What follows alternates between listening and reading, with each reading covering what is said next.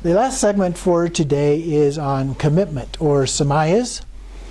And in the commentary here, it says that this is a limit which is not to be transgressed. A commitment. You're committing to do something, and so you should not transgress that.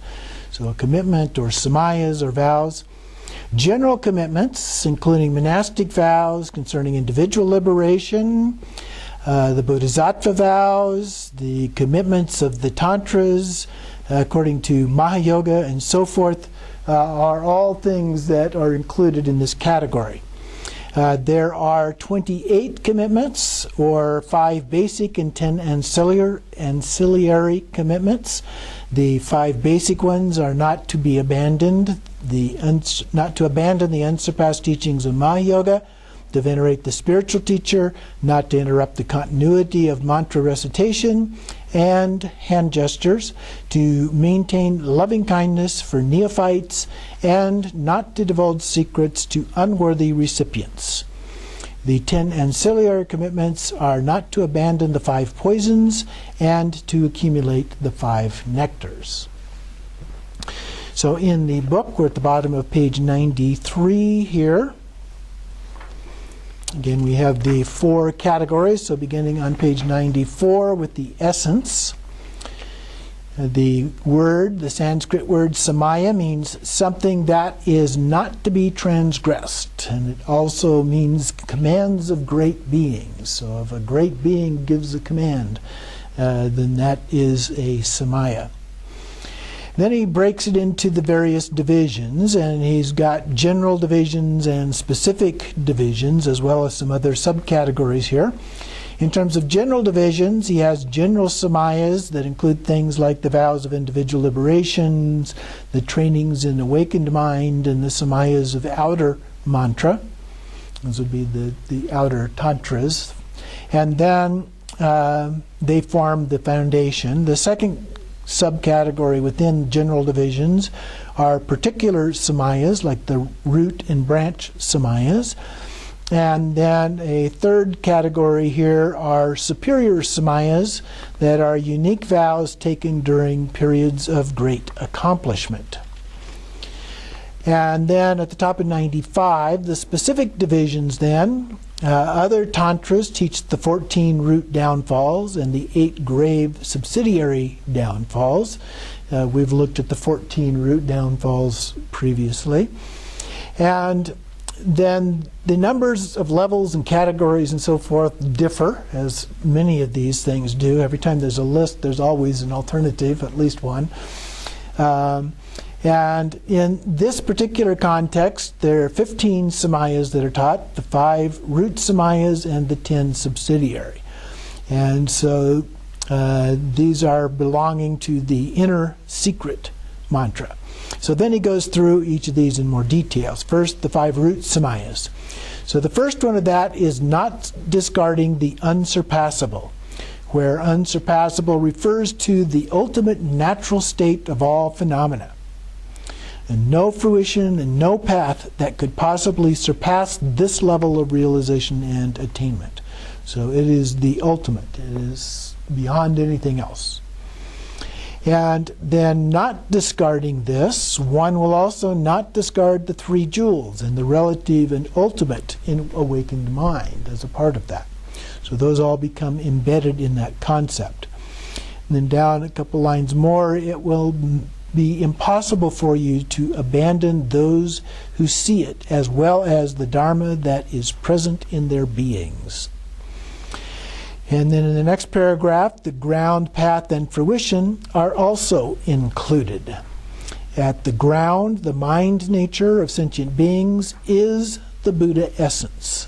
So we all have that Buddha essence, Buddha nature, okay? All beings. The Dharma is inseparable from this, like the sun and its rays. Sentient beings are a field for practice of merit and are therefore the Sangha.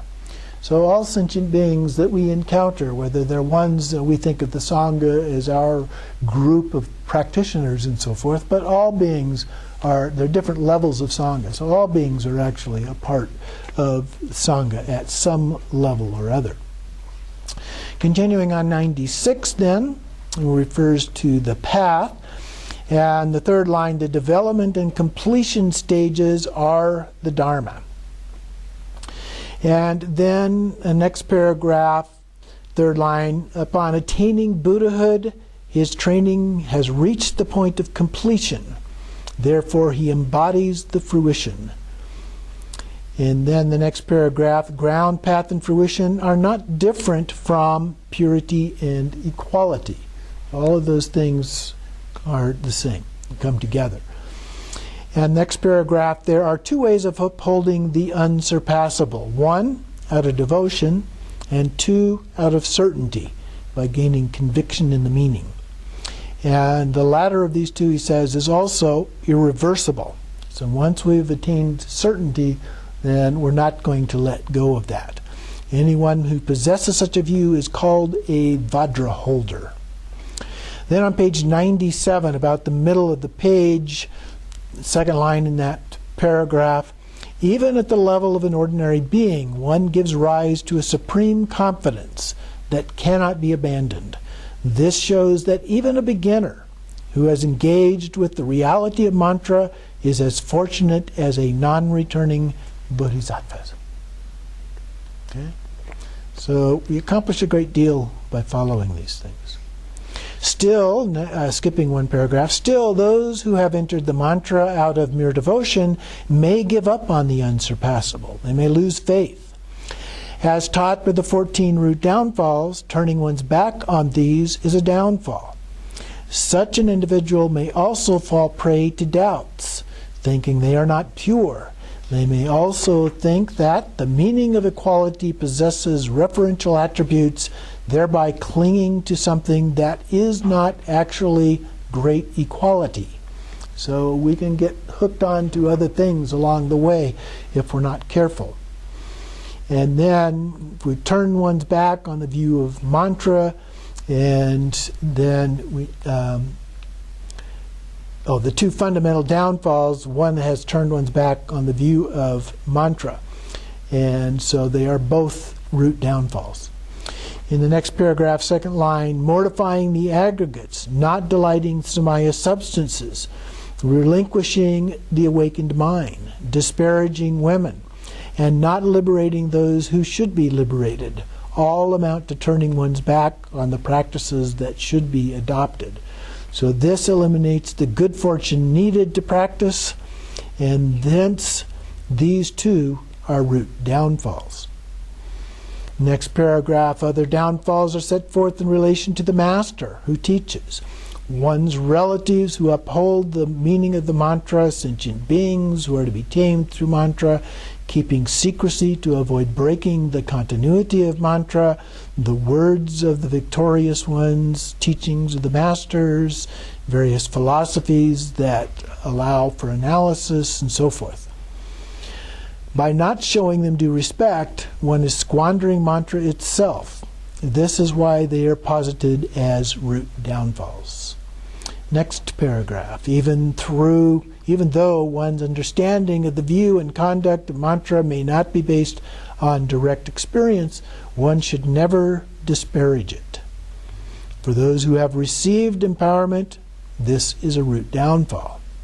So if you've taken the empowerment and then disparage it, that is a root downfall.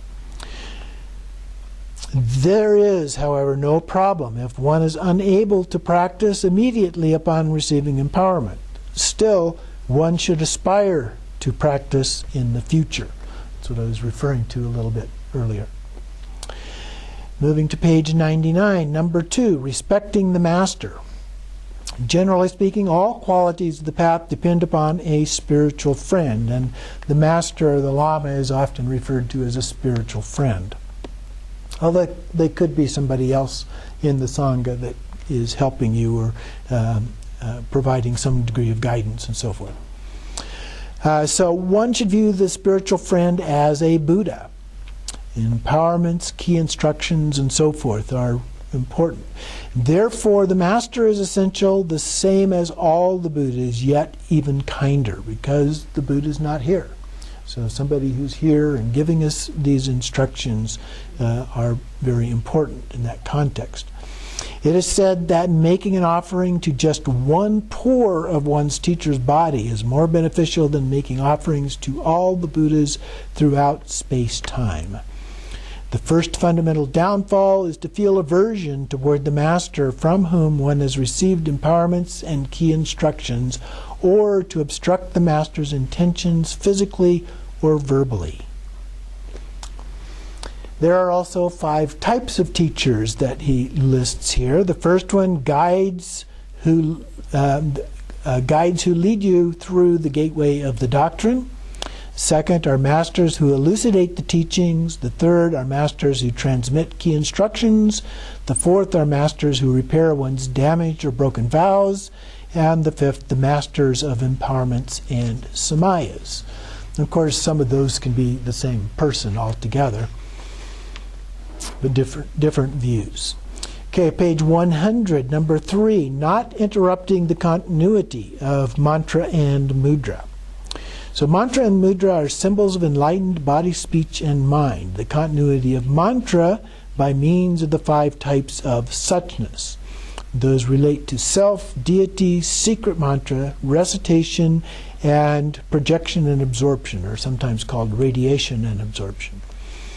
The continuity of mudra by means of the 4 seals, the great seal of visualizing the form of the deity, the dharma seal of intent, the Samaya seal of expression, and the action seal of transformation.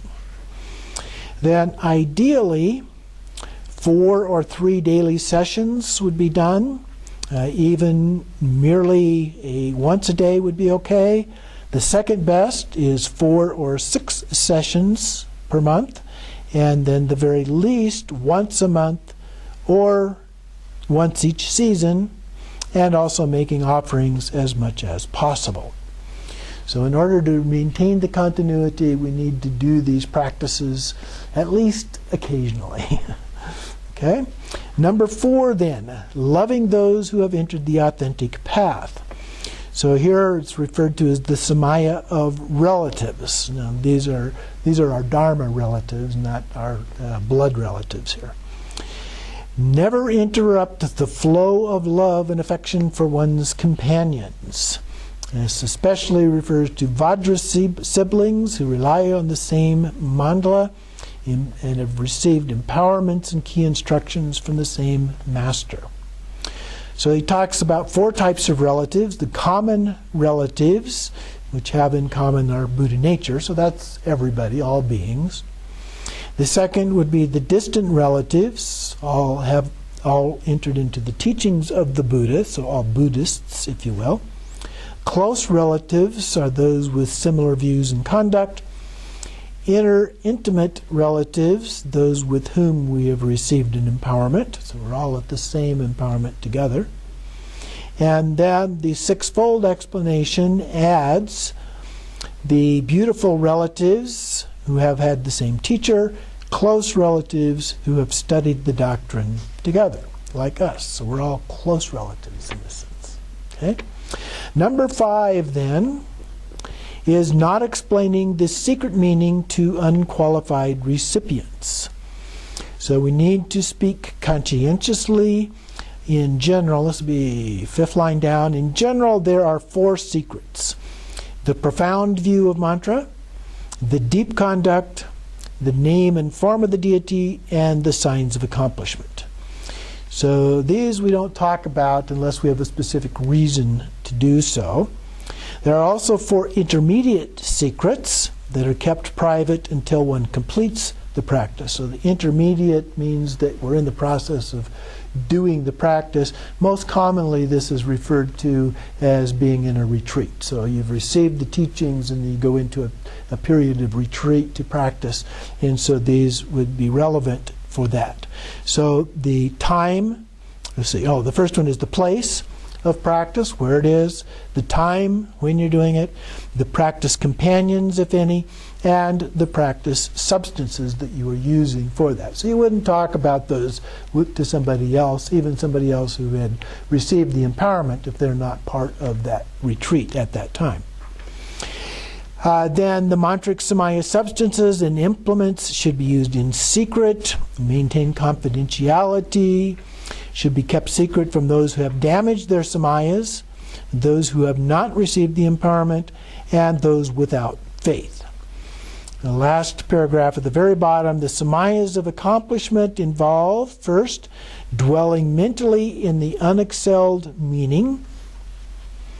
So thinking about not getting caught up in the details of it, but the meaning of that. Number 2, reciting the mantras verbally. And third, displaying the mudras physically. In summary, skipping a paragraph there, these 5 are like the root of a wish-fulfilling tree. They form the foundation for all the qualities of mantra. So those are the 5. Then we have the next section, number 2 there, the 10 subsidiary Samayas. And these are divided into 2 groups of 5. So the first 5, the first one of those 5 is not abandoning the 5 poisons. The 5 poisons are abandoned by listeners and purified by bodhisattvas. In mantra, however, they are brought onto the path. Ultimately, there is no material substance for one to abandon. The poisons are an aid on the path when used skillfully. Ultimately, they are primordially enlightened as great purity and equality. Next paragraph, the vehicle of the perfections, or Dzogchen, also teaches how to use the poisons skillfully as an aid. Disturbing emotions may enable one to perfect the accumulations. It is more valuable to offer one's body than material possessions because we harbor more attachment to the former. Fourth line down on the next page. If the disturbing emotions are embraced skillfully, their identity can change into virtue. A bodhisattva who dwells on the ground of aspiring conduct may intentionally engender desire out of compassion to fulfill the hopes of a woman tormented by desire. Excuse me. Because it is embraced by the skillful methods of compassion, such desire is still virtuous. This applies to other afflictive emotions as well. There are 3 reasons why emotions are not discarded. So he goes through each of these then. The first reason that they should not be discarded is that disturbing emotions and that connection with the Buddha families. So it goes through each of the different poisons here. Attachment manifests as the mind's fervent desire for a given object. This expressive energy at the time of the path is capable of intense longing for qualities of the path and fruition. In fruition, this expressive energy perceives all phenomena without turning away from anything. So we have discriminating wisdom, and that is related to Amitabha. The next one is anger. So aversion manifests as the rejection of dissonant objects. This expressive energy causes the disappearance of dissonant factors in one's being in the context of the path. At fruition, it becomes mirror-like wisdom associated with akshobhya. And then we have ignorance, or he calls it stupidity. Stupidity manifests as the turning away from the nature of its objects. So one remains indifferent. This expressive energy does not apprehend characteristics conceptually at the time of the path. So when we're doing this practice, we don't conceptualize these things. It does not apprehend characteristics conceptually at the time of the path. In fruition, the wisdom of the basic space of phenomena, or dharmadhatu, is virachana. And then we have pride. Pride is to feel inflated. This expressive energy at the time of the path is able to perform all practices without becoming discouraged. In fruition, there is no sense of impoverishment or dejection, and one is free from the pains of inequality at all times. The wisdom of equality is Ratnasambhava. And then finally we have jealousy. Jealousy views oneself as unequal. This expressive energy turns away from what should be practiced and refrained from. At fruition, one is able to benefit and refrain from harming those in need of guidance. And all-accomplishing wisdom is Amoghasiddhi. So these five perform all the activities of samsara when not realized. They perform all pure activities of nirvana once realized, and that once realization takes place.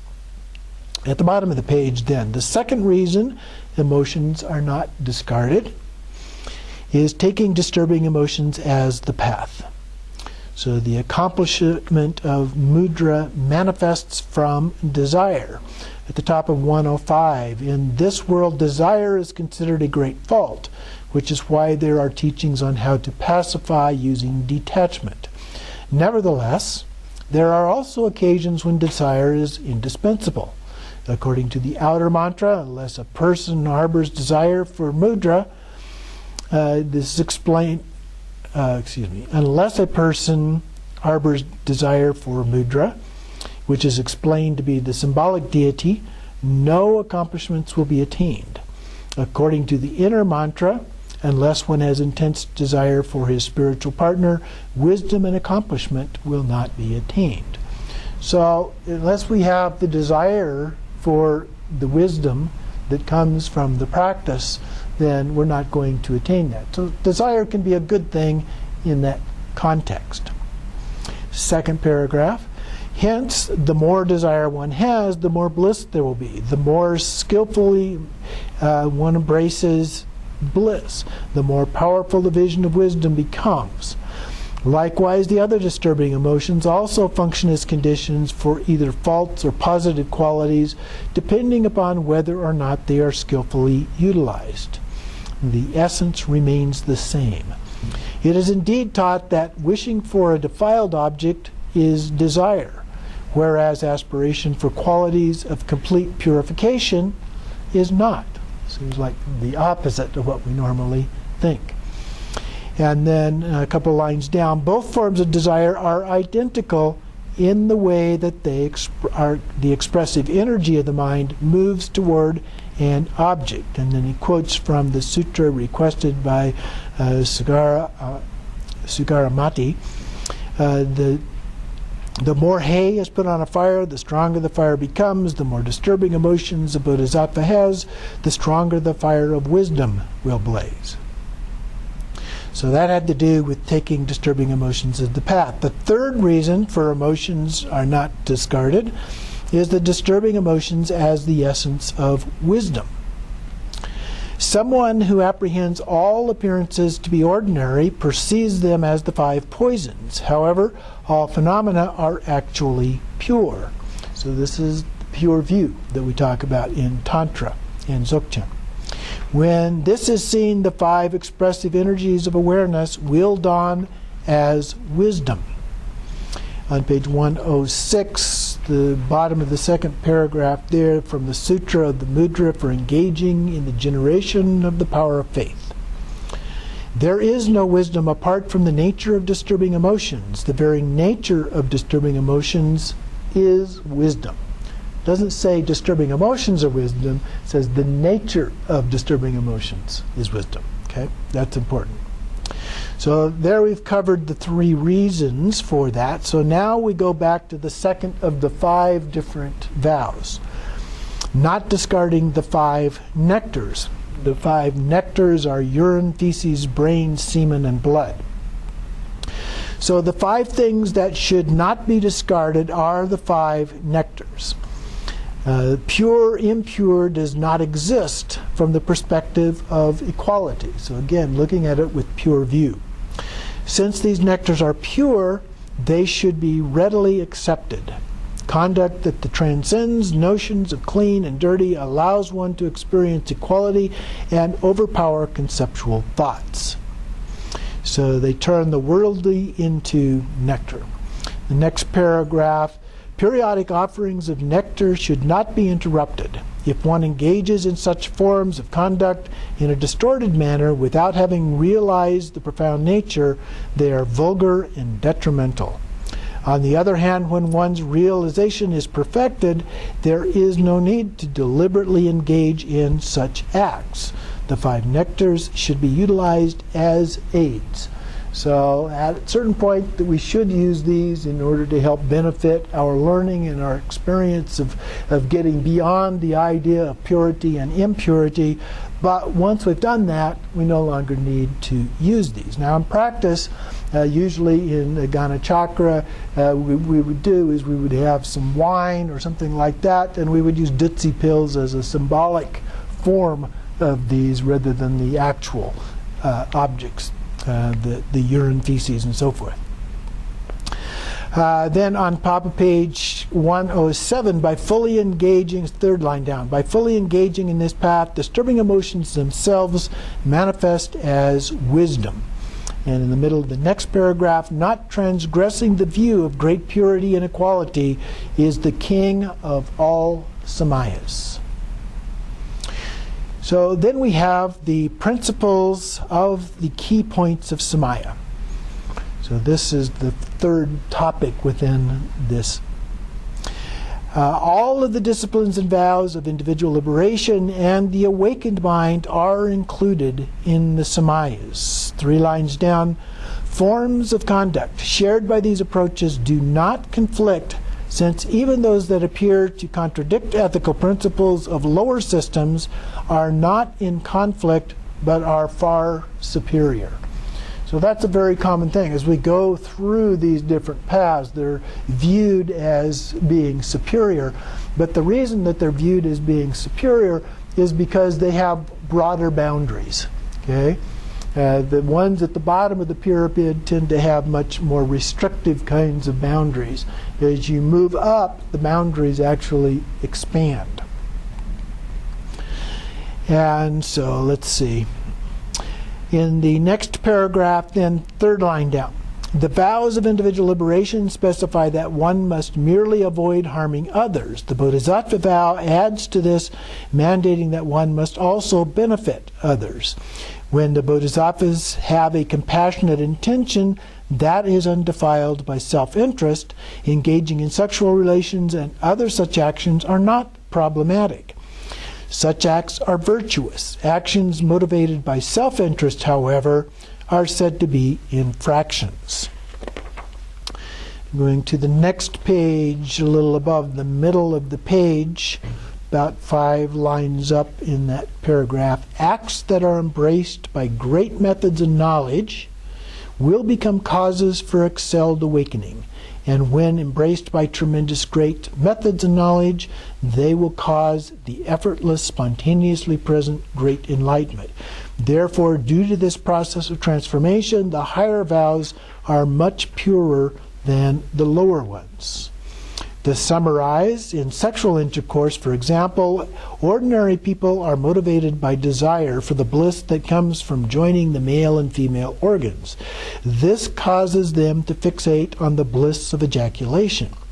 When the act is concluded, the seed of desire is sown in the mind, binding the individual to samsara. Practitioners, on the other hand, are motivated by the aspiration for undefiled great bliss, and allow ordinary desire to dawn as wisdom of bliss as the actual practice. At the bottom line of the page, the purity of conduct is established through the power of wisdom. Wisdom arises from, or is the essence of, the pure view.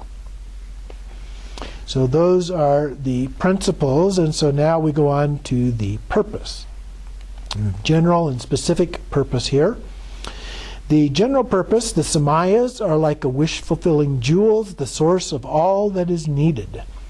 Whoever transgresses them will be wasting all the practices of mantra. The Samayas are like the ground for all positive qualities. So that's the general idea. The specific purpose is having these Samayas will enable one to obtain limitless sublime qualities. So down, fourth line from the bottom of the page. The Samayas of mantra are superior. And so then he explains that a little more from the Tantra of Secret Essence. There are 7 superior qualities. The first one, these qualities are spontaneously present and need no cultivation. The second one, on the 110, this is the second paragraph. Second, the power of blessings is superior in this approach because those who practice it are viewed as sacred objects of veneration by the chief of the world and his retinue. That would be Samattabhadra. Then skipping about 3 lines, those who hold vows and engage in the sphere of Buddha activity are accorded respect on par with the great veneration received by the Buddhas themselves. Next paragraph, third. Since the Buddhas and Bodhisattvas consider such individuals their children or relatives, blessings occur swiftly.